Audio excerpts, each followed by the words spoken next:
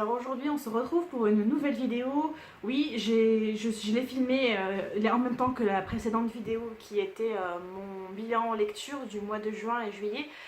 Parce que il faut que je regroupe un seul jour de tournage. En ce moment c'est un petit peu compliqué. Bref, je vais pas m'étendre sur le sujet plus longtemps. J'espère quand même que vous allez bien, hein, excusez-moi, vous n'avez pas trop chaud. Hydratez-vous beaucoup, restez à l'ombre, n'en faites pas trop, mangez correctement parce qu'il faut éviter les malaises. On va passer tout de suite à la découverte de ma pile à lire pour le mois d'août, sachant qu'il y a encore des livres que j'ai dû remettre des mois précédents dans celle-ci parce que je n'arrive pas à lire en ce moment, c'est un petit peu compliqué. Donc les deux premiers livres, je ne vais pas vous les représenter parce que si vous voulez les retrouver, vous pouvez regarder ma pile à lire du mois de juillet ou du mois de juin, parce que je pense que je dois les lire depuis un certain temps. Donc je vous le mettrai dans le petit i ici en i, tout simplement, voilà. Donc c'était Mary Higgins Clark, Ne pleure pas ma belle, et The Girl at Midnight, donc un livre en VO que je dois lire depuis 2 mois. J'arrive pas à beaucoup avancer, hein, je sais pas si vous avez vu, c'est une catastrophe, donc... Je leur donne une chance au mois d'août. Si vraiment j'arrive pas à le lire jusqu'à la fin du mois, je le mettrai de côté et j'y réessayerai un peu plus tard. Ou j'essaierai de passer à un autre livre en VO. Voilà. Pourtant j'aime bien l'histoire, hein, c'est assez intéressant. Mais ça bloque en ce moment. Donc on va passer à la pile à lire de la vraie pile à lire. pas les reliquats qu'on a des mois d'avant. 3, 4, 5, 6. Il y en a 6, dont quand même un gros livre. Alors... On commence de suite avec je continue de lire L'Assommoir de Zola concernant le challenge Zozo lancé par les Monjun. J'ai pas beaucoup avancé, je suis à la page 110. J'ai bon espoir quand même, je vais essayer d'en lire un petit peu tous les jours parce que là l'été est bien avancé pour moi donc ce sera peut-être un peu plus facile. Je vous tiens au courant assez prochainement, hein. Donc voilà, je pense que tout le monde connaît L'Assommoir de Zola. On suit la vie un petit peu de Gervaise Macquart. On en reparlera dès qu'il aura été lu, mais voilà, pour l'instant je peux pas vous en dire grand chose. Le prochain livre que je vais lire ce mois-ci, il s'agit d'Oscar et la Dame Rose d'Éric Emmanuel Schmitt. Alors ce sera mon premier Éric Emmanuel Schmitt. Donc Sabrina, si tu passes par là, je suppose que tu l'as déjà lu. Parce que ça va se lire assez rapidement, hein, il fait à peine une centaine de pages. Et en plus, voilà, c'est écrit assez... voilà, c'est assez aéré. On va suivre la vie d'un petit Oscar qui a 10 ans et qui vit à l'hôpital. Il sait qu'il va mourir, sauf que personne ne veut lui en parler, sauf la Dame Rose, qui doit être certainement une infirmière ou une infirmière. Et cette femme, en fait, elle va lui proposer d'écrire à Dieu pour lui passer un petit peu le temps, pour accepter un petit peu mieux son sort. Voilà. J'espère que ça va me plaire, je pense que ça va me plaire. Et apparemment, à la fin du livre, il y a une interview de Éric Emmanuel Schmitt, donc on va peut-être en savoir un peu plus. Donc voilà, je pense que cette histoire va me plaire et je vous en reparlerai rapidement. Voilà. D'un livre que je viens d'acheter il n'y a pas très longtemps. Il s'agit de Mal de pierre de Milena Agus. Ce livre a été choisi au hasard par mon homme. En fait, j'ai compté mes livres, il m'a donné un nombre et j'ai compté et je suis tombée sur ce livre. Donc je suis contente parce que c'est un petit livre, ça va se lire assez facilement. Il fait 130, 140, ouais, 150 pages on va dire. Donc je pense que c'est une auteure italienne, si je ne dis pas de bêtises. Je crois que c'est ça, hein. Ouais, si je peux trouver l'info. Mal di Pietre. Ouais, je pense que voilà, c'est une auteure italienne. Donc je vais vous lire le petit résumé qui est au dos. On nous dit au centre, l'héroïne, une jeune sarde étrange, aux longs cheveux noirs et aux yeux immenses. Toujours en décalage, toujours à contretemps, toujours à côté de sa propre vie. À l'arrière-plan, les personnages secondaires, peints avec une extraordinaire finesse. Le mari, épousé sans amour, sensuel, taciturne et à jamais méconnu. Le rescapé, brève rencontre sur le continent qui lui laisse une empreinte indélébile. Et le fils, inespéré et futur pianiste. Enfin, la petite fille, la narratrice de cette histoire, la seule qui permettra à l'héroïne de se révéler dans sa vérité. Mais sait-on jamais tout de quelqu'un, aussi proche soit-il? Alors voilà, je connais pas du tout cet auteur. Je l'ai acheté un petit peu par hasard sur Emmaüs Livre. Toujours dans mon optique de lire des auteurs de différents pays. J'espère et je pense qu'il va se lire très rapidement. L'histoire a l'air. On va suivre une vie tout simplement. Il n'y a rien d'extraordinaire, mais je pense que ça va me plaire. Je vous en reparlerai le mois prochain dans mon bilan des lectures. Ensuite, encore un autre livre assez court d'une auteure que j'ai vu énormément passer sur Instagram ces derniers mois. Il s'agit de Nous sommes tous des féministes de Chimamanda Ngozi Adichie. Sachant que je me suis procuré, ou que je compte me procurer plusieurs autres de ses œuvres. Plusieurs. Oui, ça se dit, je crois. Donc là, on nous dit partout dans le monde, la question du genre est cruciale. Alors, j'aimerais aujourd'hui que nous nous mettions à rêver à un monde différent et à le préparer. Un monde plus équitable, un monde où les hommes et les femmes seront plus heureux et plus honnêtes envers eux-mêmes. Et voici le point de départ. Nous devons élever nos filles autrement, nous devons élever nos fils autrement. Chimamanda Ngozi Adichie aborde le sujet controversé du féminisme avec lucidité, éloquence et humour. J'ai pas besoin d'en dire plus, je pense. Voilà, ça va se lire super rapidement, ça fait même pas 100 pages, je crois, 87 pages.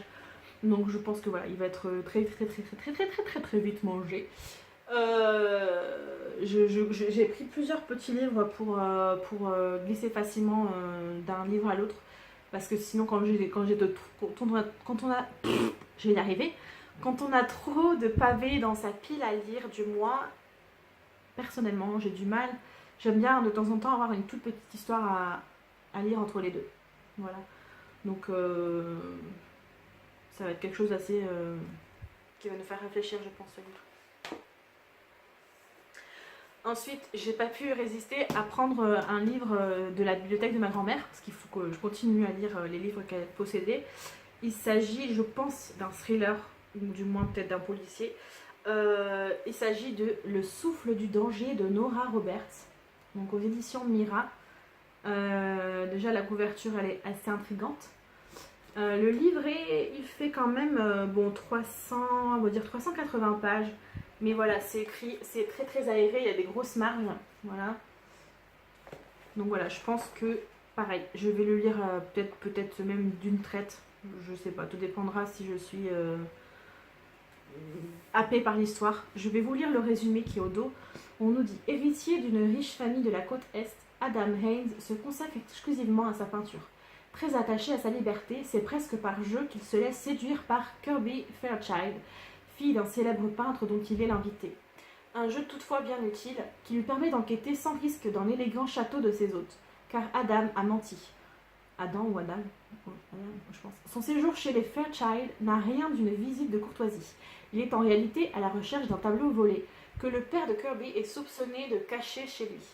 Mais tandis qu'il s'immisce peu à peu dans la vie des Fairchild, Adam éprouve un malaise grandissant, pas seulement à cause des indices inquiétants qui incriminent chaque jour un peu plus son hôte, mais aussi parce que sa relation avec Kirby n'évolue pas comme il l'avait prévu. L'aventure sans lendemain qu'il imaginait est en train de se transformer en une véritable passion amoureuse, une violente attirance qui pourrait bien compromettre son enquête et attirer sur lui le souffle du danger.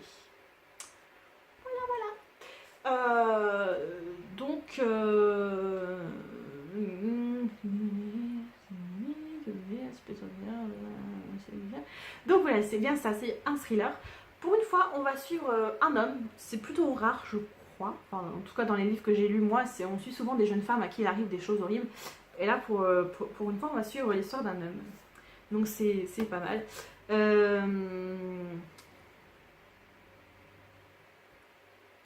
Ça me fait penser un petit peu à de la dark romance en fait. C'est un mélange, donc il va y avoir quand même de la romance et du thriller dedans. Donc c'est bien de ne pas être concentré que sur le côté thriller, ça peut changer aussi. J'espère que ça ne prendra pas le pas sur l'enquête du monsieur là, d'Adam. Donc je vous en reparlerai le mois prochain quand il aura été lu. Je pense que je vais vite le manger aussi celui-là. Et enfin, on passe au dernier livre de ce mois d'août. Donc oui, j'en ai pas beaucoup, mais je préférais restreindre un petit peu ma liste, surtout que j'ai mis des livres courts, pour être quasiment sûre d'avoir le temps de tous les lire. Parce que bon, bah, comme vous le savez, hein, si jamais j'ai pas le temps de tout lire, il n'y a rien de dramatique. Soit je le mets au mois d'après, ou soit je le reporte à une prochaine fois. Hein. La lecture, ça doit rester un plaisir, pas une obligation, qu'on se le dise bien.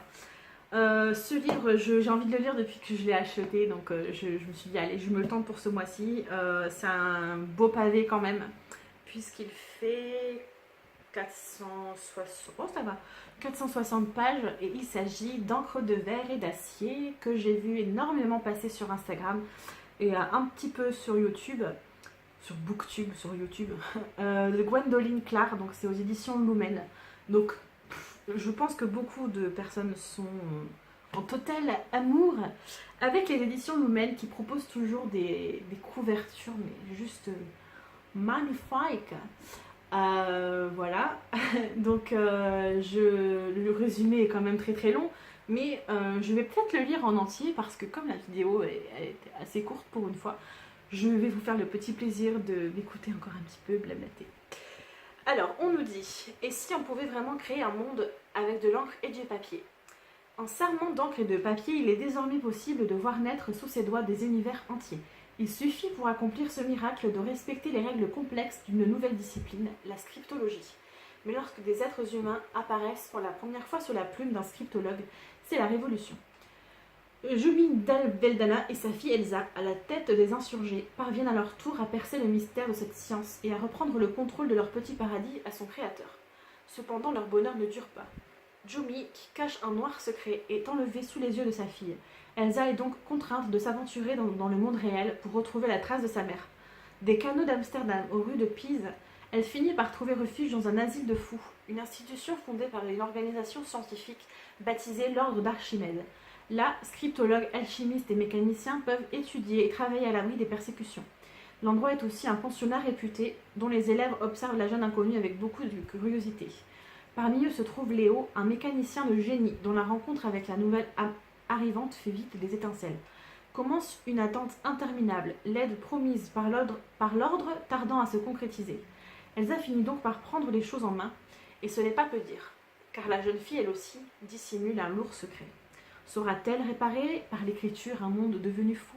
Si elle veut parvenir à retrouver la trace de sa mère, Elsa devra apprivoiser les règles de son nouveau terrain de jeu et comprendre la complexité des relations humaines. Passé tragique et ténébreuse conspiration, univers de poche et armes ultimes, suivit cette héroïne armée d'encre et de papier à travers une ribambelle de mondes réels et inventés. Voilà. Donc c'était un très très long résumé. Ça m'a encore plus donné envie de le lire, donc c'est cool. C'est écrit assez gros quand même, hein. Il y a des bonnes petites marges. Donc voilà, ça devrait pas être trop dur à lire. Les chapitres n'ont pas l'air très très longs non plus. Donc voilà, en lisant comme ça le résumé, ça me fait un petit peu penser à l'univers du livre Cœur d'encre de Cornelia Funke, je crois. Oui. Puisqu'il va s'agir de faire apparaître un monde imaginaire juste en écrivant ou en parlant pour l'autre livre. Donc ça m'intrigue énormément, j'ai vraiment hâte de le commencer, mais je ne vais pas le commencer tout de suite. Vous savez, quand on aime faire durer, je sais pas si vous êtes comme moi, mais des fois je suis un peu maso, j'aime bien faire durer un peu le suspense. C'est comme quand je sais pas à quoi je pourrais comparer ça, mais on est tellement pressé que quelque chose arrive que quand ça arrive, ben, on veut vraiment prendre son temps pour découvrir, apprécier. Par exemple, quand on arrive à Noël, les cadeaux sont sous le sapin, parce que le Papa Noël les a déposés dans la nuit ou dans la soirée. Et il arrive un moment où on attend un cadeau en particulier et qu'on est là sur le point de le déballer. Et bien moi j'aime bien me poser et dire non, j'attends demain pour l'ouvrir. Je suis un peu folle, non? Mais j'aime bien, voilà. Donc je vous en reparlerai le mois prochain quand je l'aurai lu, parce que celui-là je suis sûre à 1000% de l'avoir terminé pour le mois prochain. Dites-moi en commentaire si vous l'avez lu, si vous avez aimé, sans trop m'en dévoiler si possible. J'aimerais garder un petit peu le suspense, déjà que la quatrième en dit beaucoup. J'ai envie encore d'être un peu surprise lors de ma lecture. Voilà. Donc, livre 1 en plus, donc il va y avoir une suite. J'ai vraiment hâte. Il est magnifique. Voilà, c'est tout pour aujourd'hui. J'espère que la découverte de ma pile à lire du mois d'août vous aura plu. Si jamais vous avez lu certains de ces titres, n'hésitez pas à me le dire en commentaire, sans trop m'en dire, toujours pareil. Ou si jamais un livre vous intéresse, peut-être faire une lecture en commun, si toutefois vous passez par là, on ne sait jamais. Voilà, donc je vous souhaite à tous de bonnes vacances pour les gens qui ont la chance d'en avoir. Pour ma part, ce n'est pas le cas. Sinon, bon courage à tous les travailleurs, bon courage pour la chaleur, parce que là on est en canicule ici, là où je vis. J'espère que ça va vite se calmer parce que il y en a un petit peu marre, hein. La moindre chose qu'on fait, c'est on dégouline, c'est juste l'horreur. Donc je vous dis à bientôt dans une prochaine vidéo. Je pense que ce sera les sorties du mois d'août que je vais poster avec un petit peu de retard, désolé, mais c'est pas évident de trouver le temps de tout filmer. Mais je tiens vraiment à faire cette vidéo parce que j'aime bien découvrir tout ce qui va sortir dans le mois, sachant que ça nous fait rallonger nos pales à tous. Voilà. Sur ce, je vous dis à très bientôt dans une prochaine vidéo. Pensez à bien vous hydrater, buvez beaucoup, faites la fête, ne travaillez pas trop, profitez. À bientôt. Ciao ciao.